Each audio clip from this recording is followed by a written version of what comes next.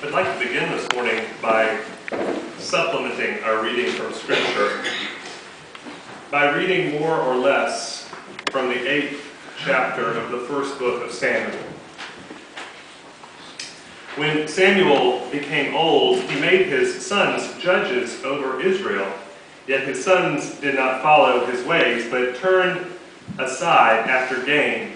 They took bribes and perverted justice. Then all the elders of Israel gathered and came to Samuel at Ramah and said to him, "You are old, and your sons do not follow in your ways. Appoint for us then a king to govern us like other nations." But this thing displeased Samuel when they said, "Give us a king to govern us." Samuel prayed to the Lord, and the Lord said to Samuel, "Listen to the voice of the people and all that they say to you, for they have not rejected you, but they have rejected me from being king over them. Now then, listen to their voice. Only you shall solemnly warn them and show them the ways of the king who shall reign over them." So Samuel reported all the words of the Lord to the people who were asking him for a king. He said, "These will be the ways of the king who will reign over you. He will take your sons and appoint them to his chariots and to his horsemen, and to run before his chariots. And he will appoint for himself commanders of thousands and commanders of 50s, and some to plow his ground, and to reap his harvest, and to make his implements of war, and the equipment of his chariots. He will take your daughters to be perfumers and cooks and bakers. He will take the best of your fields and vineyards and olive orchards, and give them to his courtiers. He will take 1/10 of your grain and your vineyards and give it to his officers and courtiers. He will take your male and female slaves and the best of your cattle and donkeys and put them to his work. He will take 1/10 of your flocks, and you shall be his slaves. Then that day you will cry out because of your king, who you have chosen for yourself, but the Lord will not answer you that day." But the people refused to listen to the voice of Samuel. They said, "No, that we are determined to have a king over us, so that we also may be like other nations, and that our king may govern us and go out before us and fight our battles." And Samuel had heard this, the words of the people. He repeated them in the ears of the Lord. The Lord said to Samuel, "Listen to their voice, and set a king over them." Israel wanted a king. Israel wanted a king, and it was a king that Israel received. Saul, and then David, and then Solomon, and then those after them. Some good, some not so good, but kings nonetheless, requested and delivered despite Samuel's warning.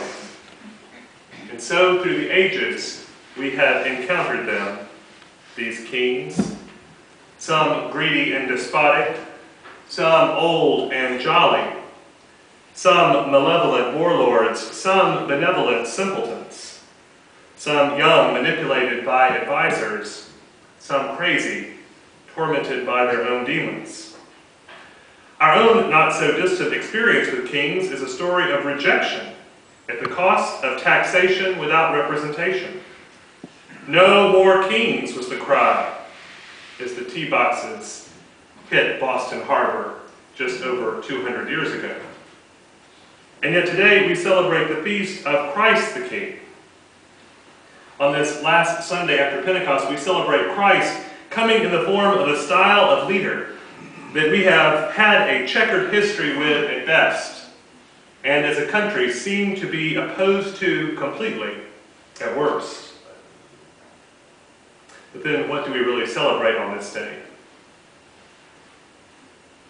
The Feast of Christ the King is a relatively recent addition to the Christian calendar, at least as far as feasts of the church go. It was initiated in 1925 by Pope Pius XI. It came into being following the devastation of the Great War and the swirling rise of nationalism, and what the Pope perceived as an escalating secularism, as a wounded humanity surely must have wondered what kind of God would allow such devastation to occur. The feast used to be observed on the Sunday before All Saints' Day, but it was fixed on the last Sunday before Advent in 1969 by Pope Paul VI. It is the last Sunday of the liturgical year, and as such reminds us of the trajectory towards which all time is moving, that of the coming reign of Christ. And we will see that theme continue during Advent as we not only celebrate the commemoration of the first incarnation of the Christ child, but look also to the future reign of Christ in glory.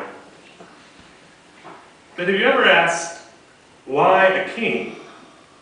Why, for the sake of song and story, do we compare our incarnate God to the very form of governance that God warned Samuel would be full of shortcomings and failures?